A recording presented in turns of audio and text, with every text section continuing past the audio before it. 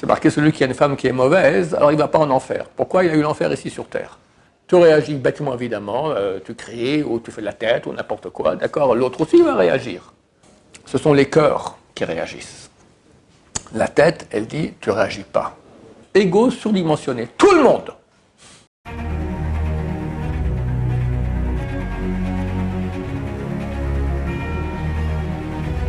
Ce show est dédié pour la Refouachema, la guérison complète et rapide d'Isabelle Bat France, pour des bénédictions pour toutes les victimes des drames en cours depuis le 7 octobre, ainsi que l'unité d'âme Israël pour hâter la Géoula Be'ezrat Hashem.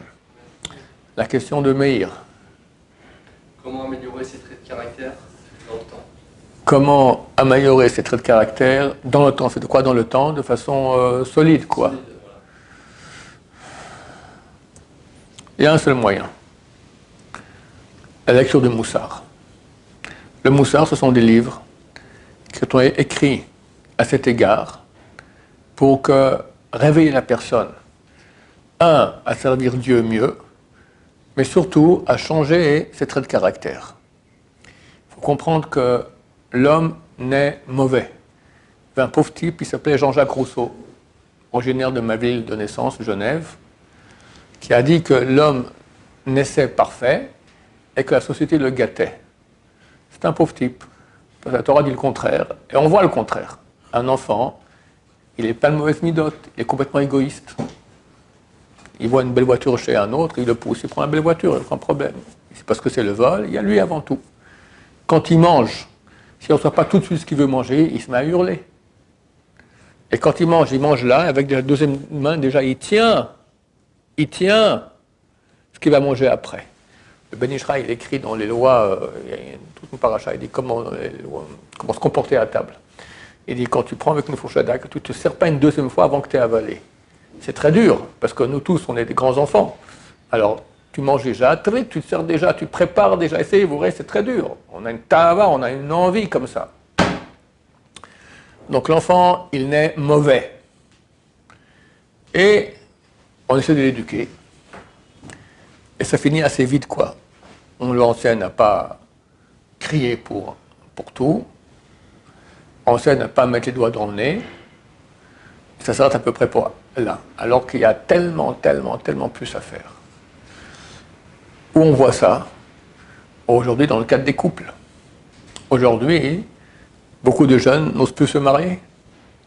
Parce qu'ils voient des gens qu'ils ont connus, qui sont beaucoup aimés avant le mariage, ils sont mariés, après quelques mois, c'est déjà, on parle de divorce. Et des bagarres terribles. Terribles. Et je vous dis la vérité, les hommes sont bien pires que... Il y a aussi des femmes atroces, d'accord? Mais les hommes sont bien pires que les femmes. Très souvent. Pire. Parce que l'homme, il a un ego surdéveloppé. La femme, moins. L'homme, il a un ego surdéveloppé. Et ce ego, c'est la source de toutes les mauvaises midotes, de tous les mauvais traits de caractère. Qui fait qu'il est coléreux, le fait qu'il est avare, le fait qu'il est égoïste, le fait qu'il est paresseux, le fait qu'il est envieux, il a toutes sortes d'envies, soit de femmes, de nourriture, d'argent, etc. En parlant de l'argent, le Rambam dit qu'il faut plus faire tchouva sur les mauvaises midotes, sur les mauvais traits de caractère, que sur les péchés. C'est vraiment parce que c'est beaucoup plus enraciné en nous. C'est vraiment notre identité, les mauvaises midotes, les mauvais traits de caractère. Et parmi les mauvais traits de caractère, il cite Tavat Mamon, l'amour de l'argent. Aujourd'hui, très peu de gens savent que l'amour de l'argent, c'est une mauvaise mida. C'est de quoi amour de l'argent? Enfin, amour de Dieu, pas amour de l'argent. L'amour de l'argent, c'est amoureux de toi, d'accord? Et c'est vrai que ça fait marcher le commerce bien, mais ça fait aussi marcher le vol, ça fait marcher c'est tout ce qu'il y a de plus tordu qu'il puisse y avoir. Je ferme la parenthèse, c'était pour Eyal. Donc, l'être humain naît mauvais et il doit changer. Et c'est très difficile de changer. Il y avait un des grands rabbins, il y a un siècle et demi, c'est lui qui a beaucoup encouragé la lecture de Moussar dans les yeshivot. Il y a eu une grande discussion, dispute dans les grands rabbins il y a un siècle et demi. Est-ce qu'on met une étude de Moussar obligatoire dans les yeshivot ou pas? 20 minutes par jour.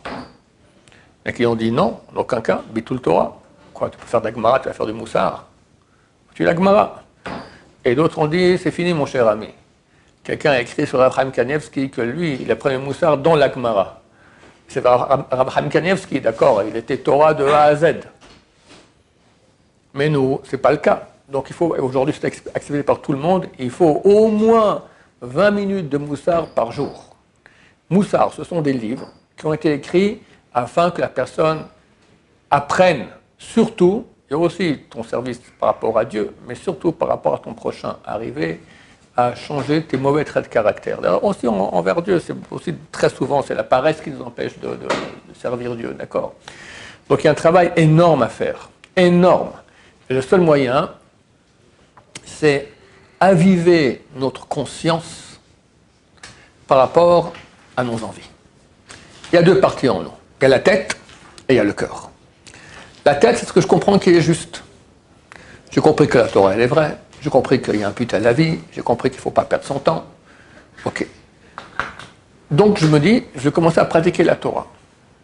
Attends, la Torah, elle a dit, il ne faut pas s'énerver. Il ne faut pas regarder les filles dans la rue. Il ne faut pas parler à la shonara. Il ne faut pas être égoïste. Il faut être bon avec son prochain. Ah, c'est un programme, hein. Je dis ça, c'est facile à le dire. Bon, ben, je vais le faire, pas de problème. Pas de problème. Celui qui dit ça, c'est un idiot. Parce que la divergence qu'il y a entre la tête et le cœur, c'est comme d'un bout du monde à l'autre. On voit que la Torah nous dit, on répète ça 3 fois par jour dans Al-Nusha Be'ar, c'est un verset de la Torah, Yadata Hayom, tu sauras aujourd'hui, tu ramèneras cela à ton cœur. Qu'Hachem, moi Elohim, que Dieu est tout-puissant, dans le ciel, dans la terre, partout. Il y a 2 étapes. Il y a l'étape de la tête et l'étape du cœur. Dieu, il veut un vécu de croyance en Dieu. Tu sais que Dieu existe, très bien, mais ce n'est pas suffisant, parce qu'ils ont le vécu. Tu as prié, tu sens que tu t'adresses à un roi extraordinaire. Dieu, on ne se rend pas compte ce que c'est, au moins un peu. Et la relation avec l'autre, c'est écrit qu'il faut considérer son prochain comme un roi. Comme un roi. Très difficile. Parce que de façon naturelle, je passe avant. Comme le petit enfant qui n'a pas beaucoup grandi. Arriver à s'écraser, arriver à accepter l'autre qui est différent. Très très difficile. Et l'école la plus grande, le terrain le plus miné, on va dire, le plus dangereux, où on doit appliquer cela, c'est l'encadre du couple. Parce que si au bureau, un collègue te fait la tête, ok, tu peux survivre. Mais si ta femme ou ton mari te fait la tête, on peut même presque plus survivre à cause de ça. C'est très très difficile. C'est marqué celui qui a une femme qui est mauvaise, alors il ne va pas en enfer. Pourquoi il a eu l'enfer ici sur terre? C'est-à-dire que ça touche beaucoup la personne. Parce que dans le couple, on devient très sensible l'un à l'autre. Donc chaque petit bémol, chaque petite mauvaise note, ça fait très mal. Et donc quand on t'a fait mal, tu réagis. Tu réagis bêtement évidemment, tu cries ou tu fais la tête ou n'importe quoi. D'accord, l'autre aussi va réagir. Ce sont les cœurs qui réagissent. La tête, elle dit, tu ne réagis pas. Maintenant, ce n'est pas facile. Pour personne, c'est facile, lorsqu'il a été touché, de passer outre. C'est écrit que les Réchaïm, les mécréants, ils sont dans la main de leur cœur. Tout ce que leur cœur leur dit, ils doivent faire tout de suite. Je connais des gens comme ça. Je connais un petit gosse de 12 ans, très très mal éduqué, mais j'ai envie, j'ai envie. Du moment que j'ai envie, ça devient kadosh. Tout ce qu'il a envie, c'est comme ça que ça doit être. Ah, il va souffrir ce pauvre garçon dans sa vie, d'accord? Bon, il est encore jeune, il pourra changer Bezrat Hashem. Et c'est marqué que les sadikim, leur corps est dans leurs mains. Mon corps va dire, t'es pas un pigeon, réagis. Mon corps va dire, mais t'as envie. Mon corps va dire, mais je suis fatigué. Bon, tout ça. La tête dit, la tête décide. Oui, non, d'après les critères vrais. C'est un boulot énorme. C'est ça être sadique. Sadikim, leur corps est dans leurs mains. Les Réchaïm sont dans les mains de leur cœur. C'est ça, toute la recette de toute la Torah. Maintenant, pour arriver à convaincre mon corps de s'écraser, il faut faire marcher mon esprit. Il faut que mon esprit, on a un principe, le Balatania en parle, Moach shalit al halev. Moach, c'est l'esprit, la tête, le cerveau. Il est le maître du cœur. C'est comme un cavalier et un cheval. C'est qui le boss? Le cavalier. Si le cavalier est endormi, le cheval il fait ce qu'il veut. Le jour où le cavalier ouvre les yeux et puis dit « Eh oh, par là !» Ouh là là là là, qu'est-ce qui se passe? Un rodéo. Le cheval, il envoie le cavalier dans les airs avec trois loopings, d'accord? C'est très difficile de dompter, comprendre que le Yetzer Hatov, le bon penchant, donc la tête, ce qu'on est en train de parler, d'accord, le Moach, l'esprit, il arrive à l'âge de 13 ans. Très petit, puis grandit avec les années. À l'âge de 20 ans, on reçoit encore un grand apport de Neshama. Mais le Yetzer Hara, il est là depuis la naissance, il est déjà avant. Donc on a forcément des mauvaises habitudes. Ça n'existe pas un enfant qui est né qui est bon. Ça, il n'y a pas. Il est mauvais. Et il doit changer. Maintenant, changer, c'est comme si le cheval de tout temps faisait ce qu'il voulait, il gambadait. Du coup, il y a un cavalier qui lui dit non, mon cher ami, hop, au pas, tic, tic. Il n'est pas content.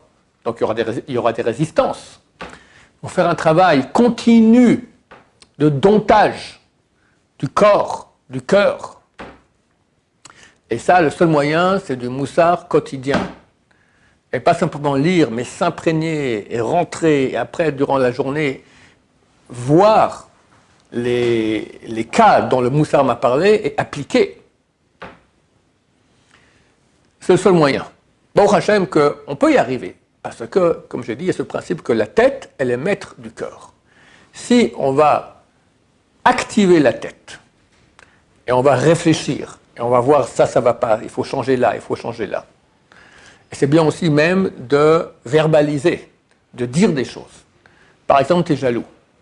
Bon, tu es jaloux, tu sais que c'est idiot, mais tu es jaloux. Alors, tu dis, maintenant, il te dépasse, machin, tu penses toute la journée. Alors, tu répètes des phrases qui vont faire que ça va te calmer. Ça calme, ça marche. Moi, j'avais un temps, j'avais des concurrents, on va dire comme ça, d'accord, et ça m'embêtait un peu. Alors, je citais un certain temps, ça a très bien marché, des paroles qui sont écrites dans Traité Yoma, page 38. De là, Adi Benzoma, à ta place, on t'assaillera. En ton nom, on t'appellera. Et de ce qui t'appartient, on te donnera. Et aucune royauté peut toucher notre royauté, ne serait-ce que d'un cheveu. C'est très, très, très belle parole de Chazal. À ta place, on t'assaillera. Tu veux notre place? T'en fais pas. Ta place, tu l'auras. Personne ne te prend rien. La jalousie, j'ai l'impression que l'autre, il me prend quelque chose que j'aurais pu avoir moi, c'est lui qui a pris. C'est idiot. C'est faux. Parce que Dieu donne à chacun ce qu'il faut. On t'assaillera à ta place. En ton nom, on t'appellera. Personne ne te prend rien de ton kavod. De toi, ce qui t'appartient, on te donnera. L'argent que tu dois recevoir, tu recevras au millimètre. Et aucune royauté touche son prochain, ne serait-ce que d'un cheveu.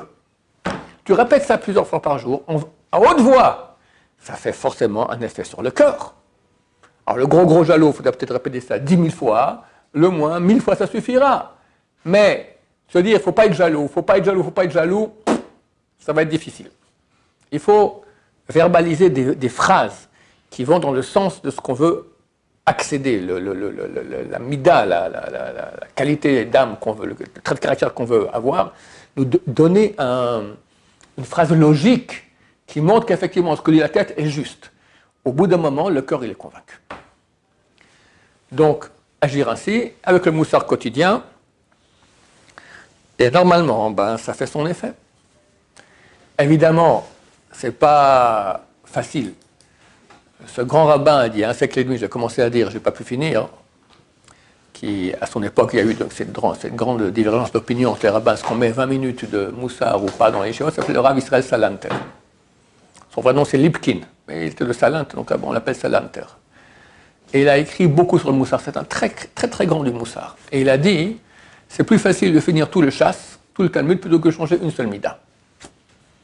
Mais c'est pas facile, parce que tu te bats contre toi-même. Et chacun est égoïste, il a un ego, on a un gros ego, il faut comprendre, d'accord? Ego surdimensionné, tout le monde, à part ceux qui sont beaucoup travaillés. Tu les vois d'une humilité. Il faut savoir que dans les mauvais traits de caractère, il y a la source de tous les mauvais traits de caractère, c'est l'orgueil. Et la source de tous les bons traits de caractère, c'est l'humilité. Ça, c'est la source. Tout ça, tu as gagné tout. Parce que ce qui provoque la faim, l'envie, la colère, la recherche du kavod, tout ça, c'est toujours l'orgueil. D'accord? L'orgueil, c'est l'ego. Si on casse notre ego, on a tout gagné. Mais il y a du travail. Je vous raconte 2 histoires qui m'ont beaucoup touché parce qu'elles sont très belles.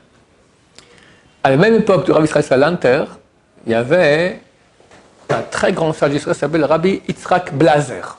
Lui aussi qui a beaucoup travaillé sur le Moussar. Il a écrit un livre de commentaires sur le Talmud qui s'appelle Pri Yitzhak. Et un jour, c'est une histoire que je vais souvent raconter ici, mais elle est tellement belle. Tous les grands de la Torah d'Europe sont rencontrés chez Rav Chaim Brisker, Rav Chaim Soloveitchik, c'est le grand de la génération. Ils sont tous là, ensemble, etc. Et bon, on parle Torah. Alors de Brisker, il leur dit, écoutez, chers amis, j'ai une Gemara ici, j'ai une question, je vous la propose. Il pose la question. Et ça commence le feu, d'accord? Chacun dit comme ci, comme ça, machin, tati, tatata. Bon, on attend 1 heure, à la fin, pas de réponse. Et ok, je vous donne ma réponse à moi et celle de mon fils. C'était le Grise qui est aussi devenu un des grands de Torah. Il donne les 2 réponses, tout le monde, extraordinaire. Ok, c'est bon. On dit au revoir, on part. Alors Brice qui dit, c'est marrant, le Rav Yitzhak Blazer, il était là, il n'a pas pipé mot, il n'a rien dit. Toute discussion, il se taisait complètement. Rien. Peut-être qu'il n'est pas aussi grand qu'on dit, que ce n'est pas un grand Talmid Chacham. Ah, il y a son livre, tiens, on va regarder. Il prend le livre, et il ouvre à la page où il y avait cette question. Il voit que le Rav Yitzhak Blazer a posé la même question que lui, et donne les 2 réponses, celle de lui et celle de son fils. Messieurs, imaginez, vous êtes maintenant avec les grands de Torah. Le grand de la génération pose une question. T'as la réponse! Tu dis rien. Quelle puissance! À la fin, il donne ta réponse! Tes 2 réponses à toi! Tu dis, moi aussi j'ai écrit ça, allez voir dans mon livre. Rien. Pourquoi? Parce que il s'est travaillé ici. Pourquoi je veux dire moi aussi? Moi aussi, moi, mon ego, regardez, je suis quelqu'un. Tu dis la Torah pour montrer que tu es quelqu'un, ou tu dis la Torah parce que c'est la Torah de Dieu? C'est là l'examen. Mais c'est très dur. Tout le monde sait qu'il faut utiliser pour Dieu, pas vouloir se vanter. Mais tu comprends que c'est une puissance, rien. Même quitte à se faire appeler idiot par le grand de la génération qui dit peut-être que c'est un idiot, il ne sait rien du tout. D'accord? Ouais. Parce que le but, c'est pas montrer que je suis quelqu'un. Ah, ça, c'est un exemple de quelqu'un qui s'est travaillé beaucoup sur les midotes. Tu verras que lorsqu'on est en groupe et on parle, il faut que tu parles un moment. Il faut que tu aies le micro. Sinon, tu sens que tu n'es rien. L'ego te dit, tu es quelqu'un, il faut aussi parler, montre que tu es quelqu'un. Si quelqu'un en public, il ne parle pas, au bout d'un moment, il se prend pour... Il souffre parce que son ego n'a pas pu s'exprimer. C'est général. Deuxième histoire que j'ai vue dernièrement, il y a un livre qui est sorti sur le Rav Ben Sion Abba Shaul Zatzal. Il y a peu d'histoires dedans, mais une très belle histoire. Rav Yosef et le Rav Ben Sion Abba Shaul, les 2 Zatzal, ils étaient des très bons amis, mais ils étaient presque jamais d'accord. Quand ils étaient gosses, ils allaient ensemble à l'école, revenaient ensemble, étudiaient ensemble à l'aller au retour, ils répétaient le cours. Et après, ils habitaient l'un au-dessus de l'autre, et toujours ils étaient en contact, mais sur beaucoup de points, ils ne sont pas d'accord.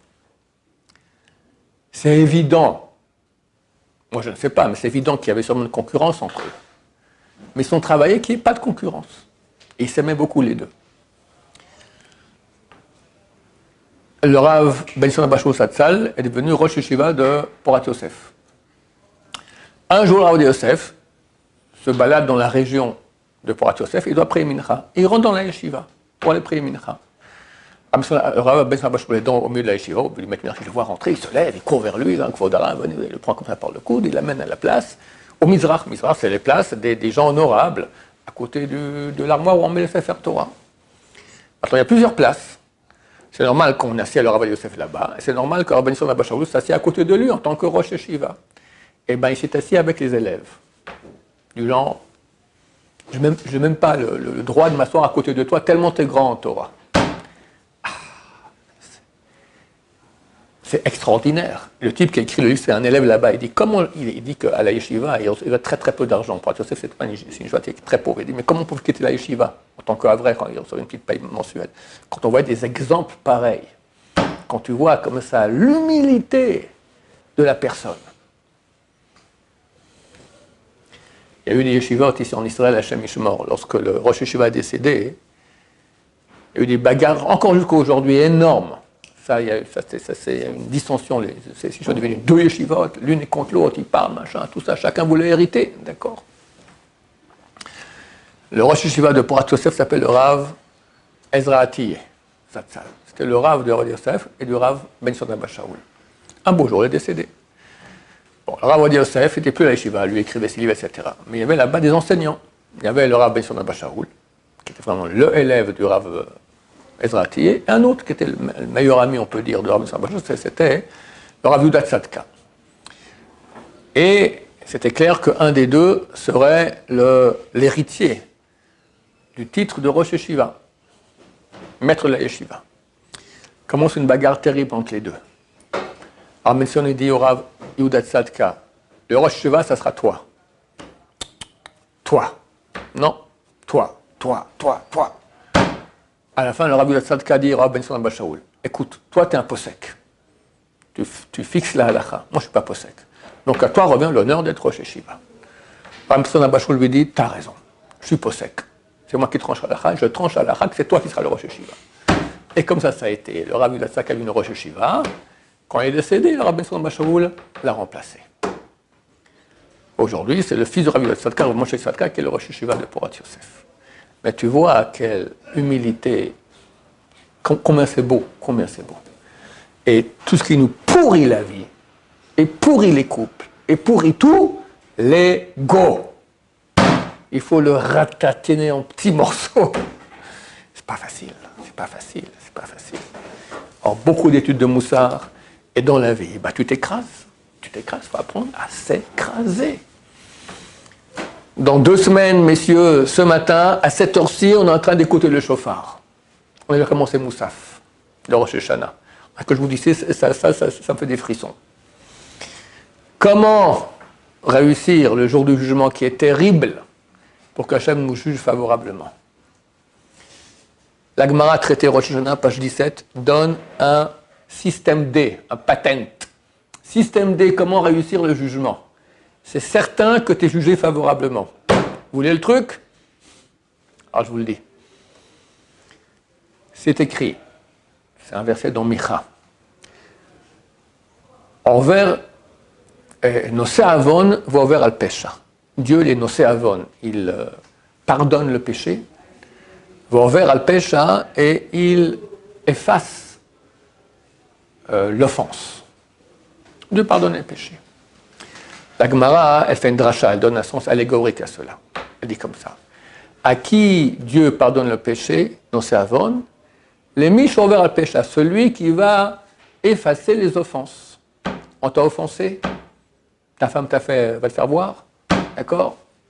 Le voisin, qu'est-ce que j'en sais? N'importe qui. Carpette. Pas facile. Mais je vais être un pigeon. Il faut montrer qu'il y a un boss ici dans la famille, machin. Carpette. Après, tu peux à l'occasion en parler gentiment avec ta femme, avec ton voisin, et arranger le problème. Mais pas réagir. La réaction, c'est pas la tête, c'est le corps. Et quand ton ego réagit, l'ego de l'autre, il va réagir aussi. Ça devient la cage aux fauves. On se dévore. Problème de Schlombait qui a hélas tellement de maisons. C'est marqué que Dieu, celui qui s'écrase, là-bas, Rosh Hashanah, page 17, c'est écrit, celui qui s'écrase, Dieu lui pardonne tous ses péchés. Tu t'écrases. Ça veut dire comment? Quelqu'un t'a blessé, tu ne dis rien. Quand tu es marié, ta femme elle n'est pas contente. Ça arrive très souvent que tu rends service, tu lui fais un cadeau, tu lui rends service quelque chose. Et hop, elle te critique. Oh, non seulement j'ai fait quelque chose pour être gentil, en plus tu me tombes dessus, tu peux réagir. Rien. Ah, ça c'est ça être un gibor, c'est ça la force, c'est vraiment ça la grande force. Donc, à celui qui fait ça, Dieu ne pardonne pas 1, 2, 3 péchés. Moi, si on pardonne 1, 2, 3 péchés, je serais très content. Baruch Hashem, c'est déjà moins de facture. On lui pardonne tous ses péchés. On devrait prier que les gens nous tombent dessus toute la journée, nous traitent de tous les noms, qu'on a un Shalom Bayit terrible, sur les occasions qu'on est à s'écraser maintenant avant Rosh Hashanah, pour rentrer en ce jour avec ce mérite énorme. Énorme, énorme, énorme. C'est la clé de tout.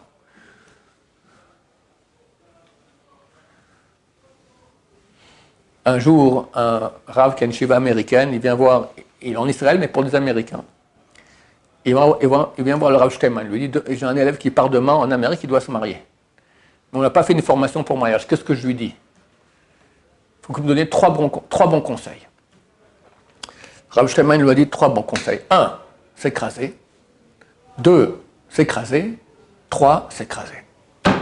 Levater en hébreu. Levater, pour mieux traduire, c'est céder. C-E-D-E-R. Céder.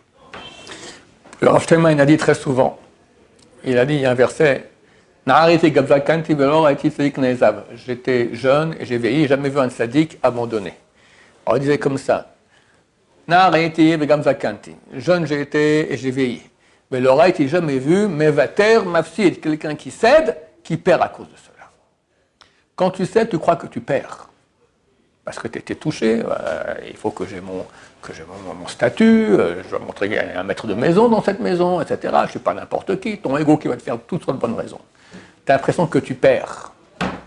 Tu mets à terre, tu cèdes, tu dis rien. Un grand sourire.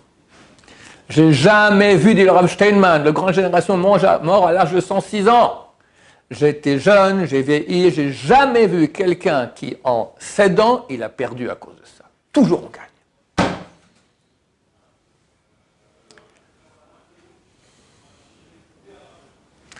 Maintenant, il faut commencer à travailler les midotes avant le mariage.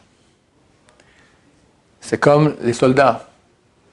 Si tu vois un soldat non aguerri au combat, la première fois qu'il prend un fusil, tu l'envoies au combat, il ne reviendra pas vivant du combat. Il faut l'entraîner. L'entraînement, c'est tant qu'on n'est pas marié. C'est des balles à blanc. Surtout à la yeshiva, parce que c'est une vie de communauté. Donc forcément, quelqu'un qui ronfle la nuit, c'est casse-pied. Il fait froid, il ouvre la fenêtre. C'est casse-pied. Qu'est-ce que j'en sais, moi? 40 000 choses, et ces chaussures qui ne sont pas bonnes, il te les met juste sous ton nez. D'accord? Il faut de la force pour s'écraser. C'est l'école du mariage. J'avais un élève. J'avais un autre élève qui avait des problèmes psychiatriques. Mais bon, pas terrible, mais ça allait. Mais quand même, il était dur à vivre, on va dire. Et j'ai un élève que j'ai mis avec lui dans cette chambre-là.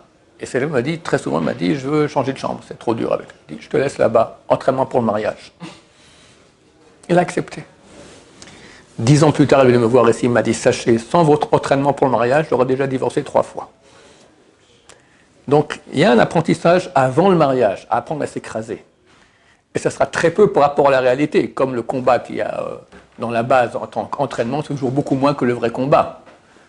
Mais au moins déjà, on commence un peu à mettre le pied à l'étrier. Parce que comme je dis, dans le cadre du couple, la confrontation elle est beaucoup plus aiguë. Au pire des cas, dans ta chambre, quelqu'un ne va pas, tu changes de chambre, ça va, le monde n'est pas détruit, mais tu ne veux pas, au pire des cas, je change de femme. C'est beaucoup plus difficile, surtout s'il y a des enfants. Et tu es touché parce que tu es proche de ta femme. Donc, il y a un travail énorme à faire déjà avant le mariage, et après, bonne chance pour le mariage aussi. Le Rav Steinman, une fois, il est revenu d'une tournée en Amérique du Sud, et il a dit à sa famille, il y a un type de 83 ans qui est venu me demander une bracha pour Shalom Bayit. Quoi, 83 ans, il n'a pas encore appris comment faire pour s'écraser, etc.